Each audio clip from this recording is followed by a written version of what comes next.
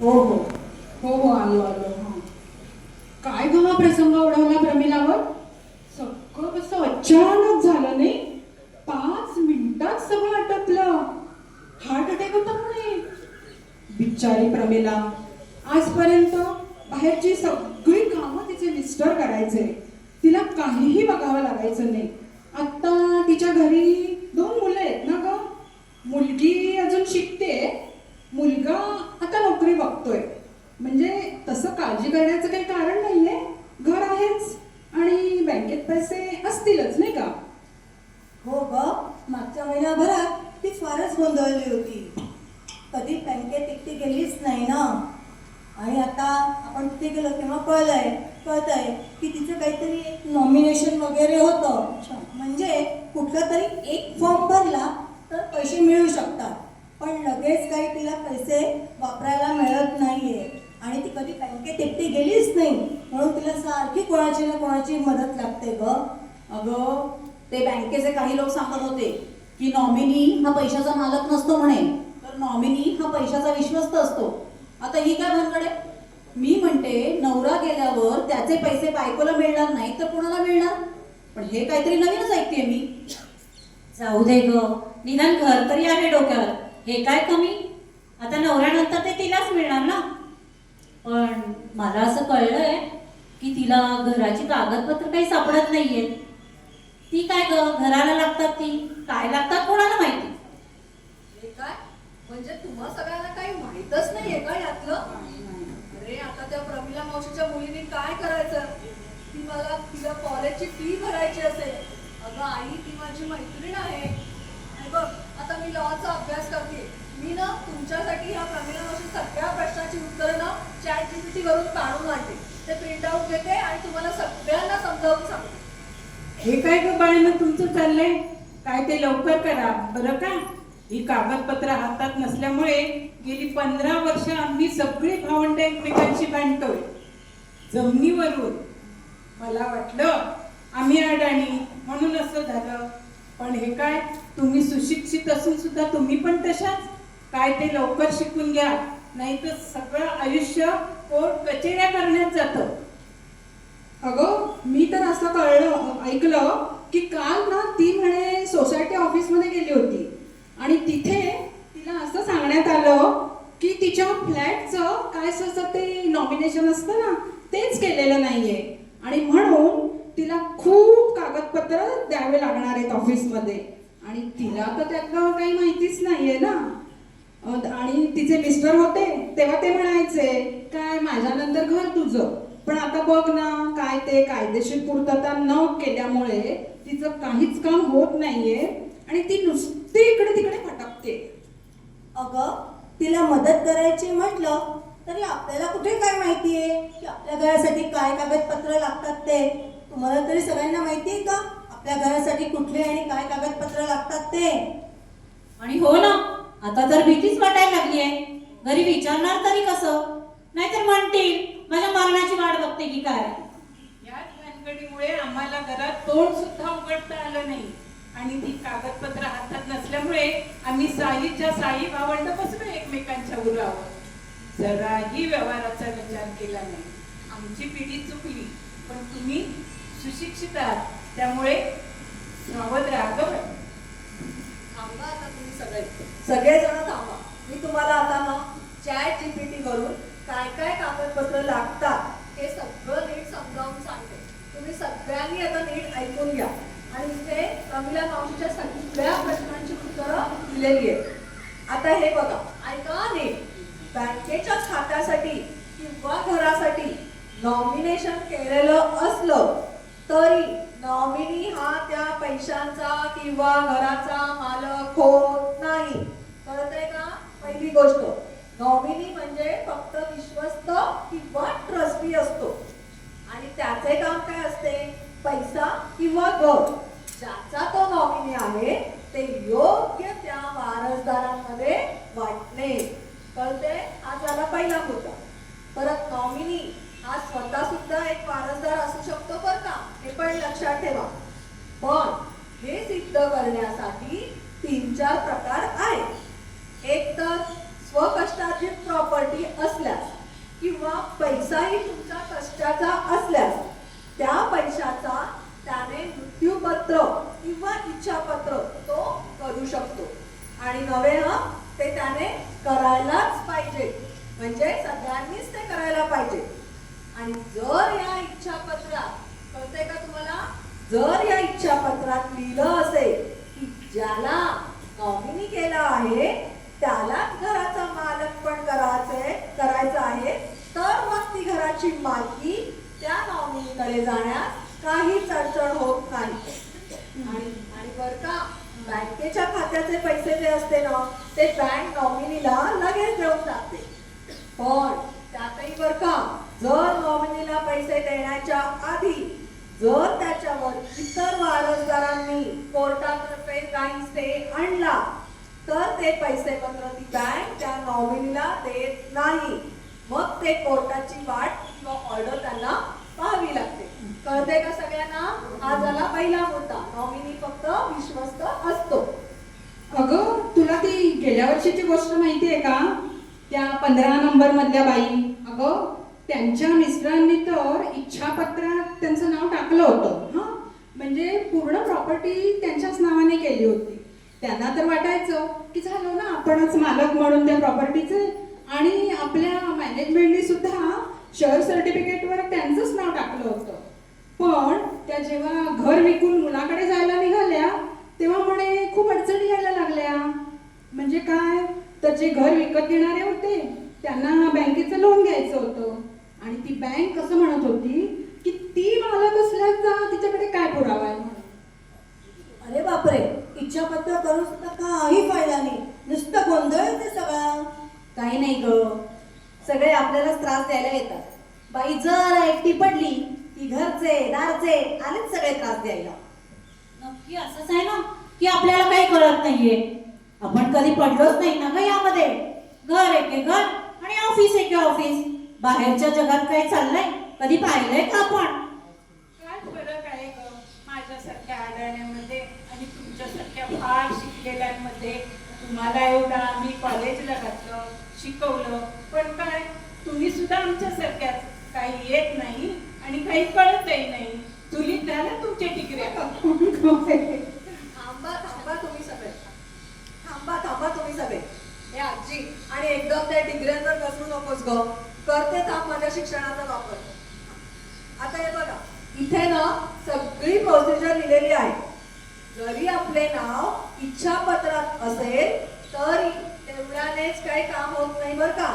तर आपल्याला निधन पावलेल्या घर मालकाचे कागदपत्र, म्हणजेच काय तर सेल ॲग्रीमेंट, त्याचे डेथ सर्टिफिकेट आणि इच्छापत्राची कॉपी.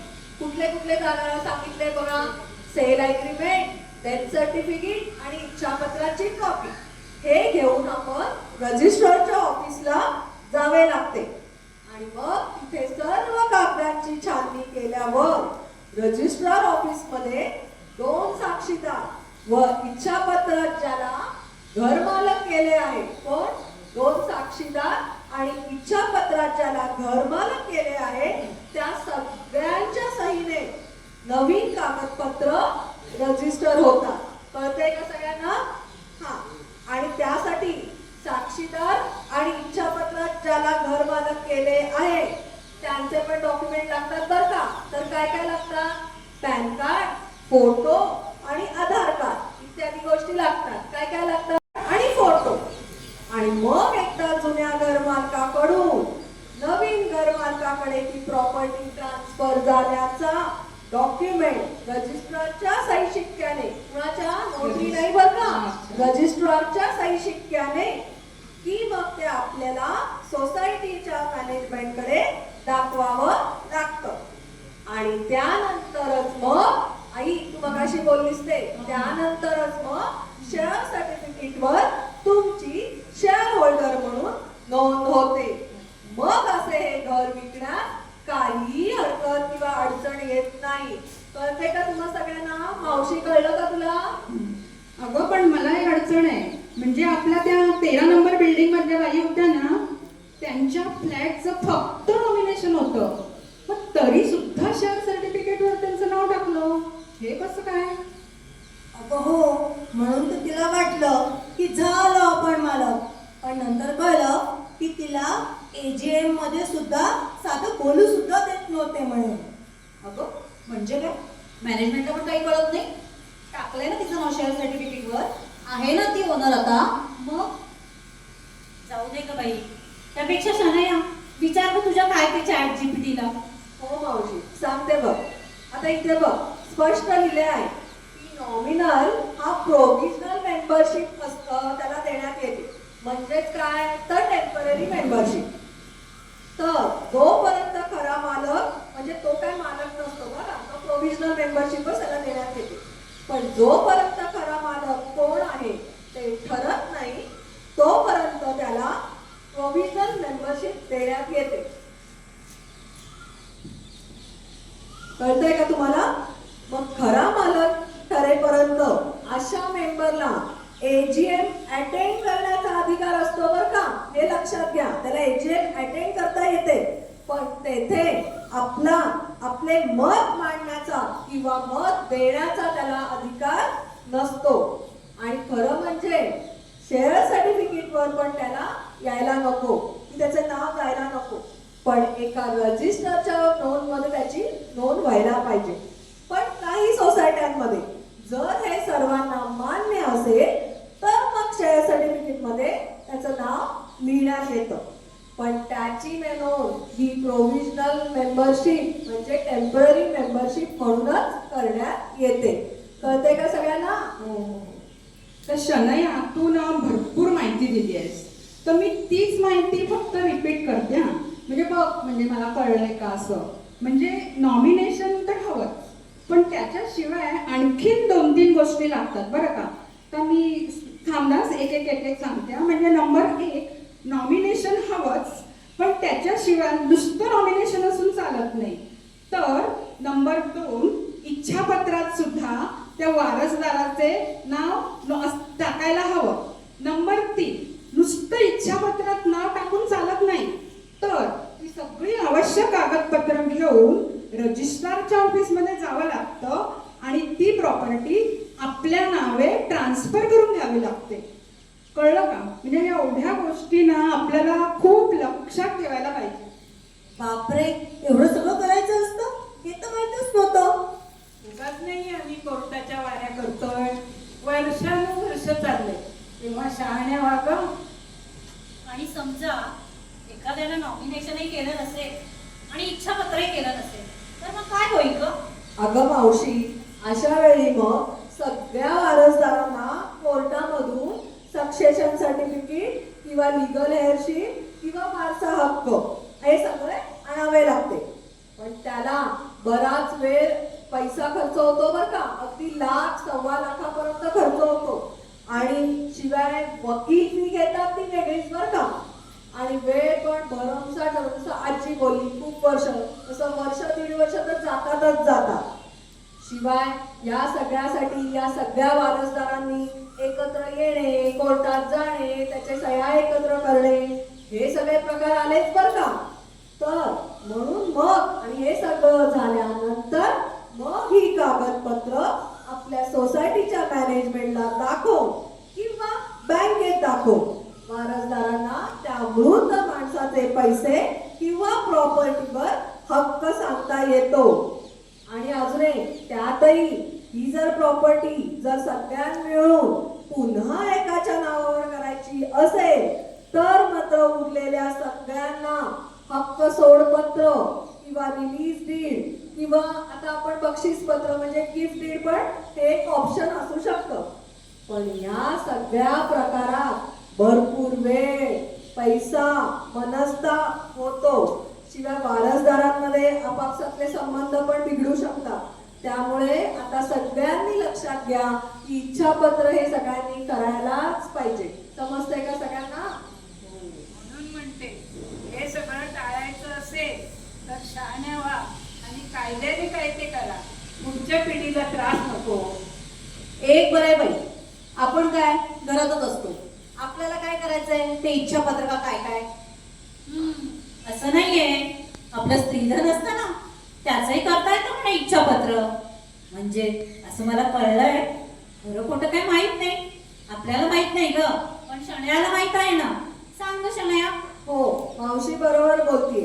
स्त्रीधनाचं करता येतं, पण स्त्रीधन म्हणजे फक्त लग्नात माहेरून मिळालेले सोने दागिने नव्हे बरं का, तर लग्नाआधी किंवा लग्नानंतर त्या स्त्रीला मिळालेले सर्व प्रकारचे दागदागिने, वस्तू, तिने स्वतः कमवलेल्या का वस्तू, प्रॉपर्टी किंवा तिला संपत्ती अनुसार विभागेनुसार मिळालेली संपत्ती, म्हणजेच काय, वडिलोपार्जित मिळते ना ती संपत्ती, असे जे काही असते ते सर्व आपले स्त्रीधन मध्ये मोडते.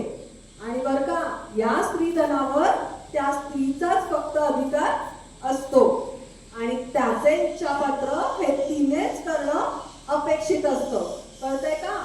आणि जर काही तिने नाही केले तर मग वारसा हक्काच्या प्रमाणे त्या सगळ्याची विभागणी होते आणि मग ते विभागानुसार वाटलं जातं. पण त्यामुळे इच्छापत्र सगळ्यांनीच करायला हवे. येते का लक्षात तुमच्या? अगं बाई, म्हणजे मला पण इच्छापत्र करावं लागेल, नाहीतर जाईल चोरापुरी. हा, कर ना गं आजी माझ्या नावावर. हा, अच्छा, म्हणजे बहुतेक ना आपल्या सर्वांच्या या अज्ञानामुळेच ना कोर्टात वर्षानुवर्ष खटले चालू राहतात. तर असं होऊ नये आणि आपल्या पुढच्या पिढीलाही त्रास होऊ नये म्हणून आपण सर्वांनीच आवश्यक ते कागदपत्र तयार करून ठेवणं अतिशय गरजेचे आहे. अगं, पण ते इच्छापत्र करायचं म्हटलं तर एक वकील शोधायला पाहिजे आणि ते रजिस्ट्रेशन वगैरे काय माहिती काय लागतं ते, आणि वकील पण म्हणे फारच पैसे घेतात आणि त्यातल्या त्यात आपण इच्छापत्र केल्यावर जर त्यात आपल्याला काही फेरबदल करायचा असेल तर मग कसा काय निर्णय घ्यायचा की कधी करायचं इच्छापत्र ते. अगं हो ना. आणि मी काय म्हणते, आज जे आपल्या जवळ आहे हा पैसा अडका, ही संपत्ती, ते मरेपर्यंत थोडीच सगळं तसंच राहणार आहे. कसं काय करायचं इच्छापत्र? आणि हो, आज आपल्याला वाटतंय आपल्याकडची संपत्ती, पैसा आपण अमक्या तमक्याला द्यावा म्हणून, पण काय भरोसा उद्या आपली इच्छा बदलली तर? हा, मग काय मावशी आहे ना शनया आणि ChatGPT. मग काय सगळं विचारा मला तुम्हीच. सांगते थांबा, त्याचं पण स्पष्ट लिहिलं इकडे. इच्छापत्र तुम्ही साध्या वहीच्या कागदावर पण करता येते तुम्हाला. त्याला रजिस्टर करण्याची अजिबात गरज नसते. इच्छापत्राला 2 साक्षीदार आणि एका डॉक्टरची सही असणे मात्र गरजेचं असतं. बघता कोण? 2 साक्षीदार आणि डॉक्टरची सही. आणि डॉक्टर शक्य तितका तुम्ही MBBS घ्यावा किंवा तो असावा, MBBS तरी असावा. आणि इच्छापत्रात आई ऐकून घ्या, इच्छापत्रात नंतर काही बदल करायचा असल्यास त्याला नवीन कागदपत्रांची जोडणी करावी लागते. म्हणजे काय, तर आपण परीक्षेत कशी पुरवणी लावतो तशी पुरवणी म्हणजे कागदपत्रांची जोडणी. पण लीगल लँग्वेज मध्ये त्याला काय म्हणतात? कोडीसील. काय म्हणतात? कोडीसील. हे लक्षात ठेवा. पण मूळ इच्छापत्र तुम्ही किती वेळा बदलू शकता. कळते का मावशी? ते किती वेळा तुम्ही बदलू शकता. पण रजिस्टर इच्छापत्र केल्याचा एक फायदा असतो की तुमचं जर इच्छापत्र हरवलं किंवा त्या वारसदारांच्या भांडणामुळे मुद्दाम कोणी दाबून ठेवलं तर त्याची कॉपी तुम्हाला रजिस्ट्रार ऑफिसकडे मिळू शकते. शिवाय जे साक्षीदार तुम्ही घेतले किंवा डॉक्टर घेतले त्या सगळ्यांची माहिती तुम्हाला त्या ऑफिसमध्ये रजिस्ट्रारच्या उपलब्ध होते. पण रजिस्टर इच्छापत्र आणि अजून एक रजिस्टरचं इच्छापत्र तुम्हाला बदलायचं असल्यास आधीच्या इच्छापत्र तुम्हाला कॅन्सल करावे लागते आणि मग परत नवीन इच्छापत्र रजिस्टर करावे लागते. आणि त्याला रजिस्टरच्या रजिस्ट्रेशन फी लागते बरं का, पण नॉमिनल असते ती 100 रुपये महाराष्ट्रात असेल बरं का. पण कायद्याच्या दृष्टीने रजिस्टर किंवा रजिस्टर न केलेले इच्छापत्र याच्यामध्ये काही फरक नाही. ओके. आणि आई अजून एक सगळ्यांनी लक्षात ठेवा, इच्छापत्राचे नमुने हे सर्व भाषेत गुगलवर उपलब्ध आहेत. त्याची कोणीही काळजी नसावी. आणि काय लागलं तर शनया बसलीच आहे इकडे, मी करीन तुम्हाला मदत. शनया, एक विचारायचे अगं, ती प्रोबेट काय भानगड असते? अगं आई, प्रोबेट काय असतं माहितीये का, जर वारसदारांमध्ये इच्छापत्राविषयी वाद असतील तर त्या इच्छापत्राला कोर्ट इन्फ्रोमेंट करून घ्यावे लागते. म्हणजेच काय तर सर्व तपासणी अंतर इच्छापत्र खरे असल्याचे प्रमाणपत्र कोर्ट देते. बरं, कळतंय ना आई तुला? शनया, एक मिनिट हं. मला पण एक प्रश्न विचारायचा आहे. हा, विचार ना. एखादा फ्लॅट जर जॉईंट ओनरशिपनी असेल तर त्यापैकी दोघांनीही नॉमिनेशन आणि विल हे करणं कंपल्सरी आहे का त्यांच्यापैकी कोणीतरी एकाने नॉमिनेशन आणि विल केलं त्या फ्लॅटचं तरी चालेल? मावशी, अतिशय सुंदर विचारलेस तू. बघा आता सगळ्यांनी ऐका. जर फ्लॅट दोघांच्या नावावर असेल तर दोघांनीही वेगळे वेगळे नॉमिनेशन करायला पाहिजे, कारण त्यातला प्रत्येक जण 50% मालक असतो. त्यामुळे आपापल्या 50% भागाचे नॉमिनेशन आणि इच्छापत्र हे वेगळेच व्हायला पाहिजे. आणि हे न झाल्यास परत मग त्या वारसदारांना सगळ्या कायदेशीर बाबींना सामोरे जावे लागते. त्यामुळे हे आवर्जून लक्षात घ्या की ठेवायचं सगळ्यांनी की जॉईंट नावाने जर काही असेल तर नॉमिनेशन दोघांनी आणि इच्छापत्रही दोघांनीच करायला पाहिजे. कळतंय का सगळ्यांना? समजलंय का सगळं? आता सांगू का मी माझ्या अभ्यासाला? Thank you, आजी, शनाया. मला भूक लागली आहे, दे ना जेवायला. चला तर मग शिकूया, शिकवूया, कामाला लागूया.